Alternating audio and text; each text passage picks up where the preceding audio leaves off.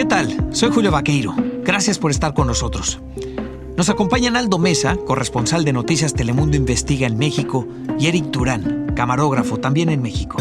Y están aquí para compartirnos su experiencia en la investigación para este reportaje. El testimonio de Francisco lo vimos primero en un reportaje en video, en Noticias Telemundo. Pero el personaje y lo que lo envuelve tiene tantos hilos que decidimos contarlo todo en esta serie de audio que revela cómo entrenan a sicarios en el Cártel Jalisco Nueva Generación.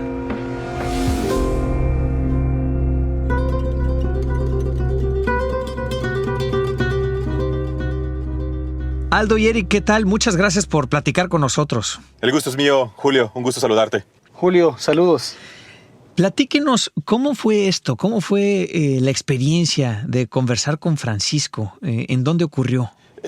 Fíjate, Julio, que la entrevista, después de algunos meses de negociación o semanas de negociación, porque teníamos que convencerlo, teníamos que ganarnos su confianza y también nosotros teníamos que estar seguros de quién era este personaje, no solamente por cuestiones de seguridad, sino también por cuestión de criterio y rigor periodístico. Fue en un estado del sureste mexicano que por obvias razones, y hablamos de seguridad, no decimos en dónde, pero es el estado en donde él se encuentra refugiado y prácticamente él nos cita en el lugar en donde vive y a donde se traslada prácticamente todos los días por cuestión de trabajo. No solamente fue llegar a ese estado, sino que además nosotros teníamos que acordar ya en el lugar en dónde iba a ser la entrevista, en donde él se sintiera en confianza, en donde también nosotros tuviéramos ciertas medidas de seguridad, pero sobre todo en donde pudiéramos platicar para que él se extendiera de una forma concreta. Eran varios puntos que teníamos que tratar. 1, la cuestión de seguridad. 2, la cuestión de la confianza ganada y que teníamos que expresarla durante la entrevista. Y 3, creo que también muy importante, resguardar la identidad, que fue uno de los requisitos que desde el principio Francisco, nuestro personaje, nos explicó y nos pidió. Sí. Yo me acuerdo muy bien, Aldo, que llegamos a un punto, primero, un lugar público. ¿Te acuerdas que nos dijo que nos quería ver en un lugar público para saber quiénes éramos? Porque obviamente nosotros, ni él nos conocía, ni nosotros lo conocíamos físicamente. Cuando él llega, me acuerdo que se nos quedaba viendo pensando que si éramos, no éramos nosotros, como estudiándonos, ¿no? Y obviamente nosotros también por el personaje que nos íbamos a encontrar, pues también era el chiste de conocerlo. Cuando lo vemos y logramos un poco de confianza y le explicamos cómo iba a estar la situación, me acuerdo que él decía, vamos a la entrevista aquí. Aquí, ¿cómo aquí? Sí, aquí en la calle. En la calle donde, no sé, donde él se sentía un poco más seguro, se sentía visto. Y nosotros le explicamos que a nosotros que nos funcionaba más teniendo un poquito más de privacidad.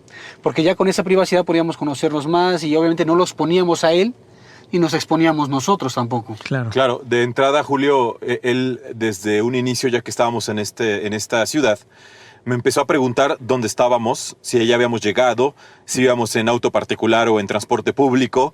Me pospuso la entrevista varias horas, no era la hora acordada, sino que él pospuso porque entiendo yo, o por lo menos así lo pienso, de que él tenía que tener más certeza de dónde estábamos y quiénes éramos nosotros. Por ejemplo, nos citó en el estacionamiento de un centro comercial, donde desde lejos, porque después así lo reconoció, él nos estaba observando. Él ya sabía quién era yo, pero nosotros, ni Eric ni yo, sabíamos quién era él, o por lo menos no conocíamos su rostro y habíamos confiado en él. Nos bajamos del vehículo que traíamos hasta que escuché una voz que me mencionó y dijo, Aldo. Volteé a verlo y era efectivamente él. Pero desde antes él ya nos estaba ubicando y sobre todo porque él lo conoce muy bien, nos estaba estudiando. Así lo decía él. Qué interesante. Lo que me parece hasta cierto punto difícil de entender es por qué finalmente decide hablar un ex sicario. Porque, bueno, Francisco sí llegó a ejercer de sicario. Él decía que había participado en diferentes operativos. La pregunta directa que le hicimos Eric y yo fue ¿a cuántas personas había matado? Y él nunca especificó a cuántas personas había asesinado cuando le preguntamos. Pero sí nos contó, entre todo este cúmulo de información completamente detallada, que había participado junto con sus compañeros o reclutas en diferentes operativos, Julio, y emboscadas contra grupos criminales opositores y contra algunos elementos del ejército. ¿Qué nos dice esto? Bueno, pues que obviamente pues no se saludaban en estos operativos, ¿verdad? Sino Claro. que se enfrentaban para matarse, sobre todo con los grupos opositores. Sí.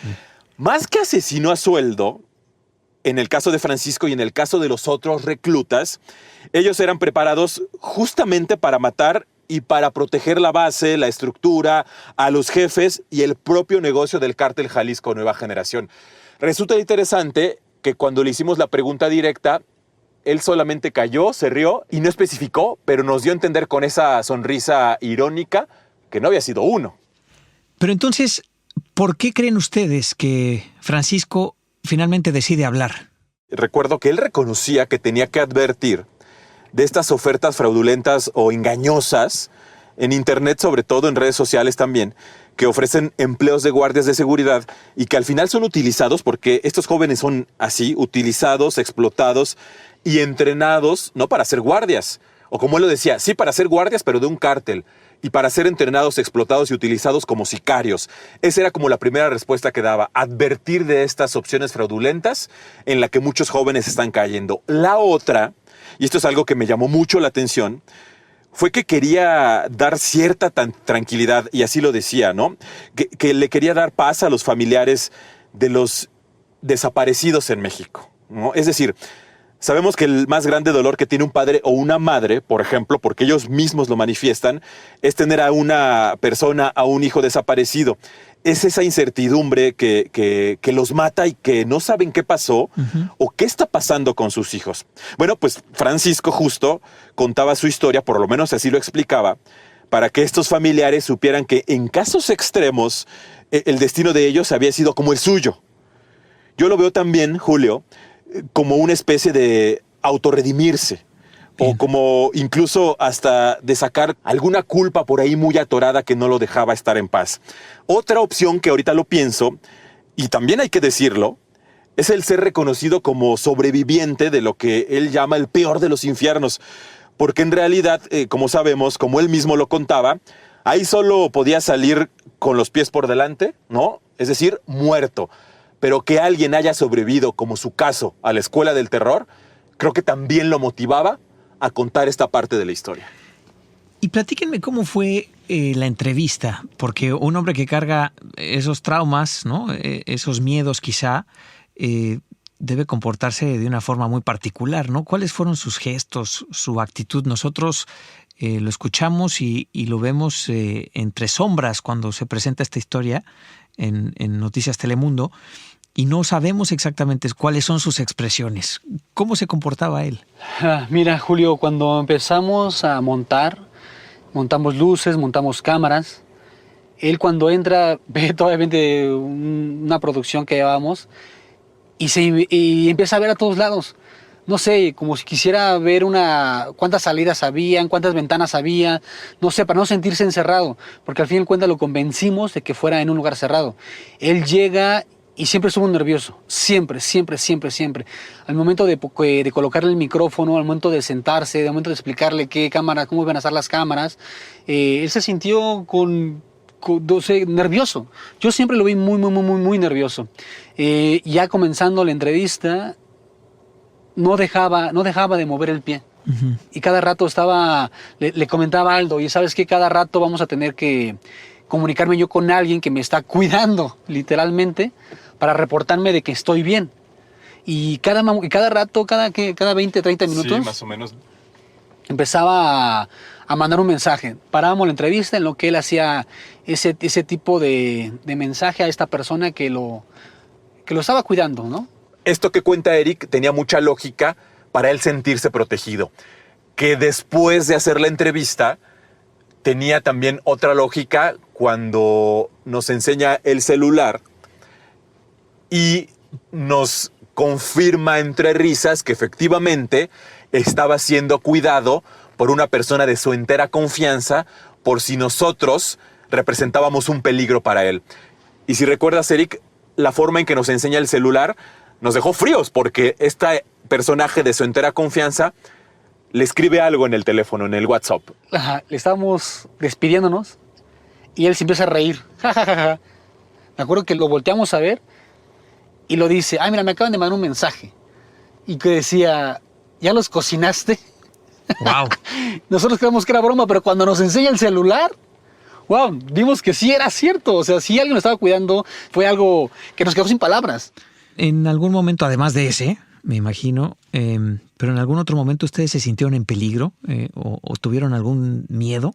Yo creo que esa pregunta obviamente nos remite al recuerdo del momento, Julio, porque efectivamente jamás como periodistas habíamos encontrado y habíamos escuchado un relato de entrada tan detallado y, tal vez lo más importante, tan tenebroso, tan escabroso y tan contundente en cuanto al desnudar lo que representa la escuela del terror para el Cártel Jalisco Nueva Generación.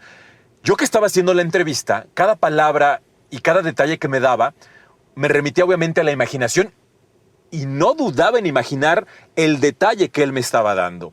No solamente me daba en ese momento, me causaba impacto, sino que también de repente, ante la intensidad de sus palabras y ante lo que representa el peligro de un cártel, llegaba a pasar por mi mente que en ese momento podía pasar algo. Sí. Yo en lo personal sí me empecé a imaginar todo lo que hacía, todo lo que había puesto, todo lo que le iba diciendo me lo iba imaginando. Y eso la verdad sí saca, te sientes temeroso. Francisco cuenta, o su relato está basado en su experiencia con el Cártel Jalisco Nueva Generación. Hablemos de él, Aldo. Platícanos sobre su poder, su presencia en México, esta organización criminal que es ahora una de las más peligrosas, ¿no? Es el más poderoso. Tiene presencia, por ejemplo, en 28 de las 32 entidades del país.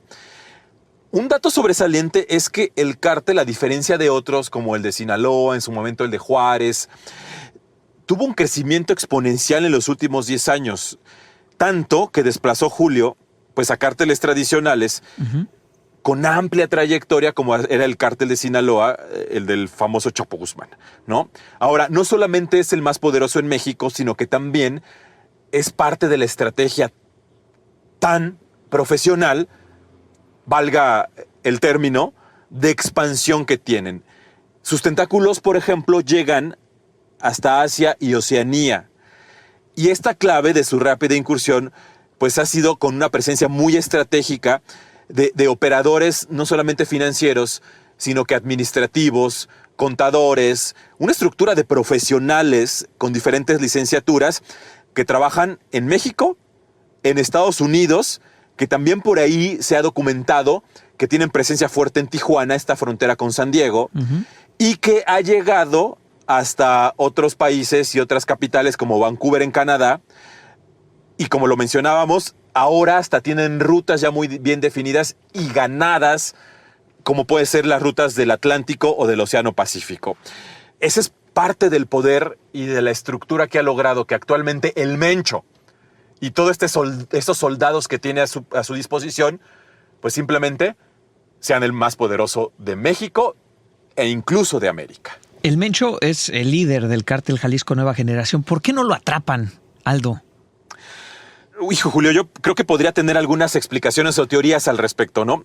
De entrada porque la actual política del gobierno federal que encabeza Andrés Manuel López Obrador, recordemos que es la de no persecución sangrienta contra los grupos de la delincuencia o grupos del narcotráfico, como en su momento lo hizo el expresidente Felipe Calderón y esta mal lograda guerra contra el narcotráfico.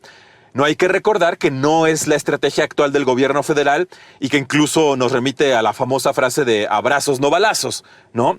Y eso nos lleva, por ejemplo, a pensar también que para evitar derramamiento de sangre, como lo dijo el presidente, liberaron a Ovidio Guzmán, hijo del Chapo Guzmán, ¿no?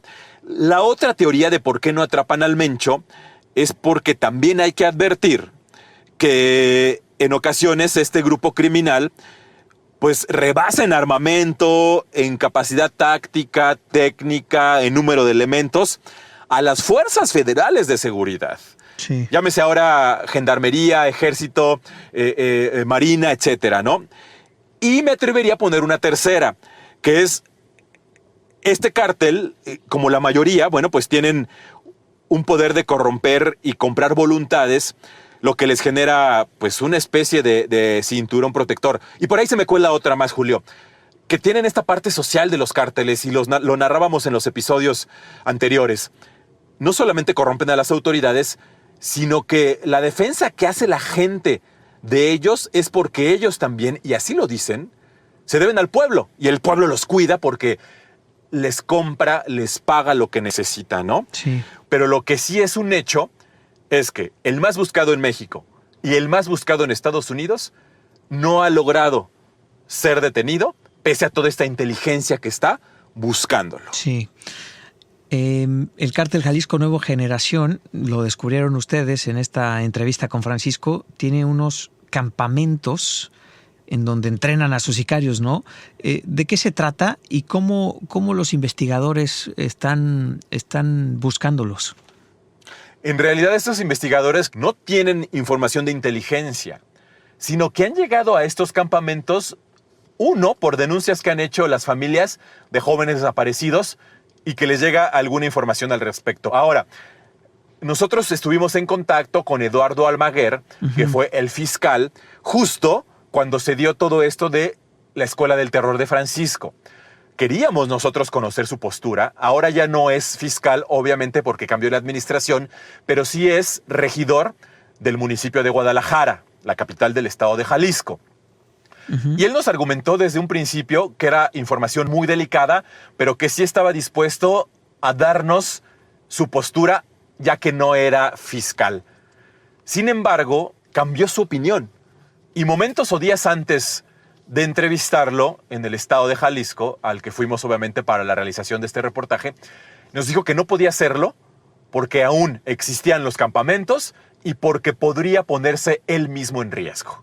Ahora, durante esta entrevista, Aldo, Eric, Francisco usa un argot que pues nunca habíamos escuchado, ¿no? Sí, completamente, Julio. Por ejemplo, el nombre La Escuela del Terror, así como tal, es un nombre puesto por el propio Mencho, por el líder del cártel, ¿no? Y que se lo puso específicamente para nombrar a los campamentos de adiestramiento para sicarios. El nombre, obviamente, como sabemos, pues nos remite a eso, al terror, al peor de los horrores, ¿no? Otro concepto que también ellos han implementado, han acuñado, han utilizado, es el de la famosa cama de tinto. ¿Qué es la cama de tinto? Porque él lo repetía e incluso nosotros le mostrábamos unas fotos que daba a conocer la fiscalía sin que la fiscalía supiera que esa era la cama de tinto, y cuando las vio dijo, ¡ah, la cama de tinto! Bueno, esta famosa cama de tinto es un terreno circular de 1 metro de profundidad aproximadamente, que los sicarios excavan en la tierra cuando se trata de desaparecer los cuerpos. Ahí mismo le prenden fuego, ¿no?, con grandes fogatas, y los reclutados son los encargados de llenar ese hoyo con material combustible, gasolina, diésel, etcétera, para desaparecer todo rastro. Francisco dice, por ejemplo, hablando de la cama de tinto, que tardaban 1 día completo en quemarse los cuerpos, no horas, ¿no?, sino que se tardaba mucho, por decirlo, horas, y 1 día completo, día y noche. Y el nombre de cama de tinto es porque la tierra se pintaba de rojo con la sangre de los ejecutados. Wow. Otro concepto que el propio Francisco nos enseñó en su celular fue el famoso clavo, que son vehículos con alta tecnología, en donde ocultan armas de todo tipo, y es una especie de compartimento secreto que se abre y de manera eléctrica pues sacan el arma, ¿no, Eric? ¿Te acuerdas? Sí. Es increíble cómo el carro se vuelve una bóveda, se vuelve un nivel de tecnología en el cual pueden transportar armas sin que uno se dé cuenta. Wow. Es porque no se ve nada, de verdad tú lo ves y no se veía nada, Julio. Era increíble que de la nada salía un arma. Y me recordaba un poco como cuando insertas un CD, un disco compacto de música, al estéreo, al reproductor de tu camioneta, de tu auto, y entra y sale de forma automática. Pues así se abría este compartimento secreto, de forma electrónica, secreta, silenciosa. Increíble, ¿no? Como en una película, literal. Bueno, por un lado está el cártel, por el otro están las víctimas, ¿no? Muchos de estos jóvenes, Francisco sobrevivió, pero muchos de estos jóvenes terminan en las fosas comunes de las que tanto se habla en México. ¿Son ellos? ¿Son los jóvenes secuestrados para ser entrenados de sicarios que después aparecen en estas fosas, Aldo? Yo podría pensar que un número importante de personas sí, porque recordemos que si no haces lo que ellos quieren, ya que fuiste secuestrado, reclutado, si cometes un error, por mínimo que sea, pero que pone en riesgo la operación del cártel, o que pone en riesgo al comandante, al jefe del campamento o al líder del lugar en donde se encuentran, pues los ejecutan, ¿no? Sí. Si no hay cuerpo, no hay delito. Esta es una de las frases y una de las reglas de oro que más sobresale del relato de Francisco y que tiene una lógica muy importante. Pero la pregunta es la que tú haces. ¿Cuántos jóvenes que desaparecen de un día para otro, que incluso sin deberla ni temerla, como decimos, que van caminando por la calle y los pueden levantar, secuestrar para llevarlos a convertirlos en sicarios, y que por un error mal calculado, en el momento equivocado, en el lugar equivocado, son ejecutados? Entonces, Francisco mismo lo decía, muchos de estos jóvenes o fueron convertidos en sicarios o están muertos. Mi relato que les sirva de tranquilidad a estas madres para que ya no los busquen.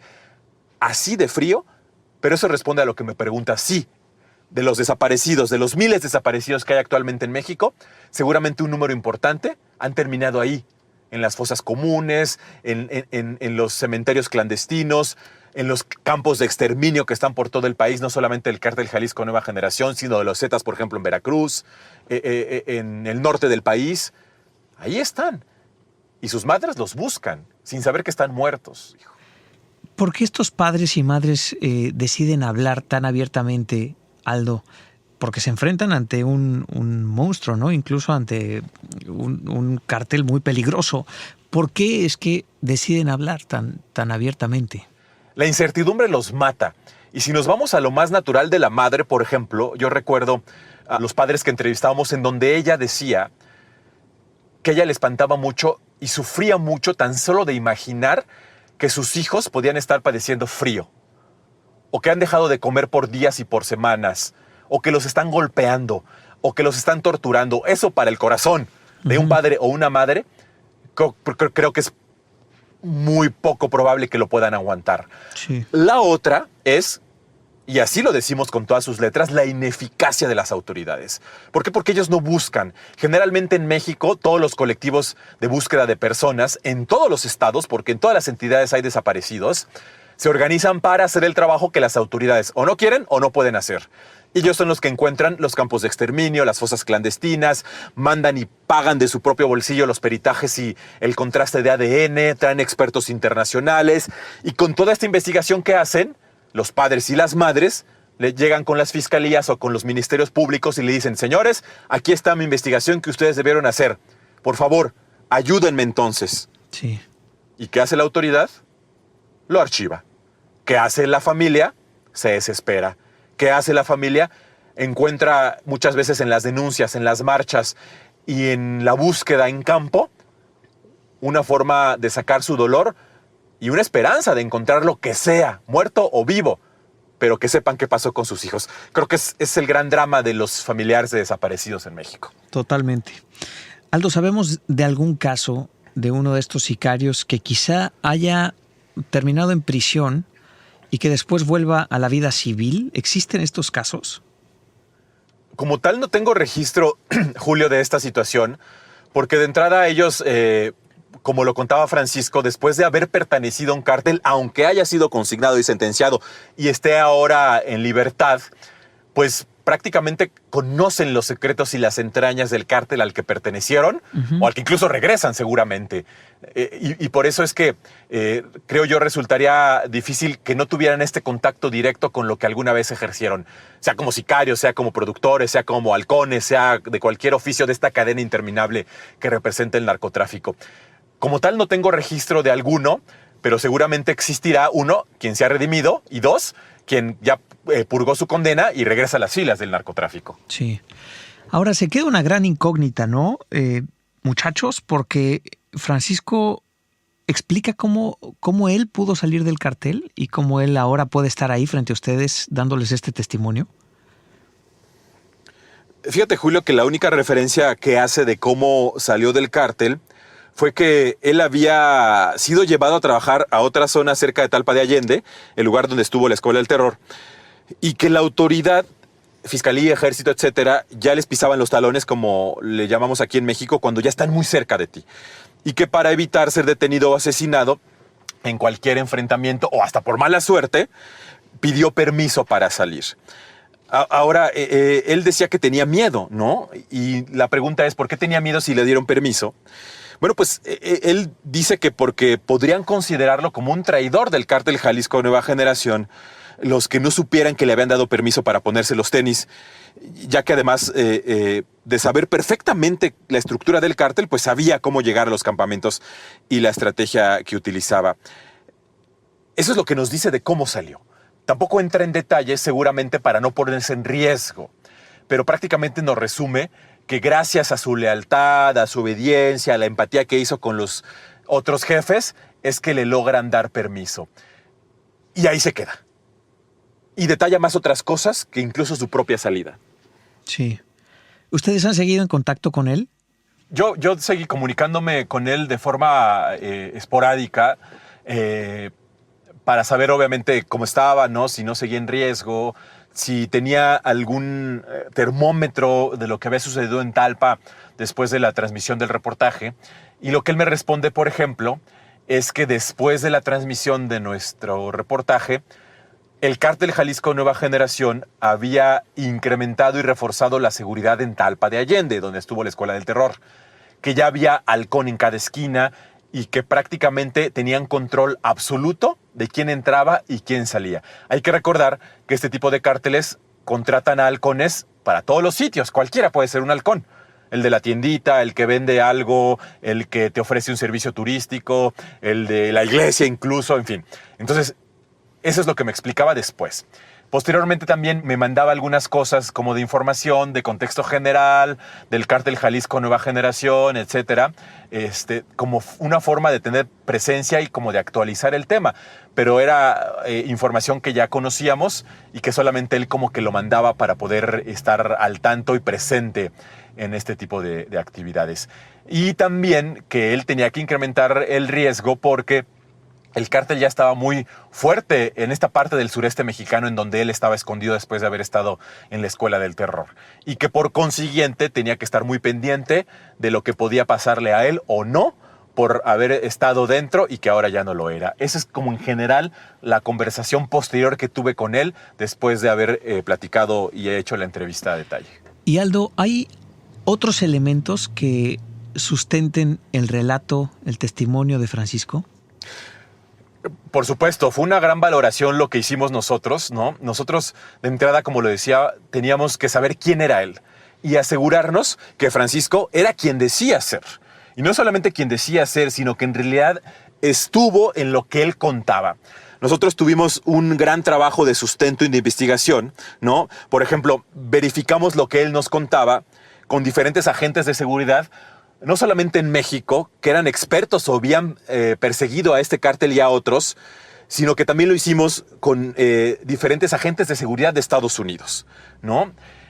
Y ellos nos verificaban que lo que él nos contaba era cierto, que incluso que el cártel Jalisco Nueva Generación es tan poderoso justo por esa razón, por la Escuela del Terror, porque necesita un número interminable de sicarios para poder generar miedo y derrotar al enemigo, que precisamente son otros cárteles rivales. Además de que lo que nos iba contando Francisco tenía mucha lógica porque nos daba nombres, lugares, datos muy específicos que solamente alguien que estuvo adentro podía conocerlos. Aldo y Eric, muchas gracias a los dos por compartirnos esta experiencia. Gracias. Saludos, Julio. Muchas gracias, Julio.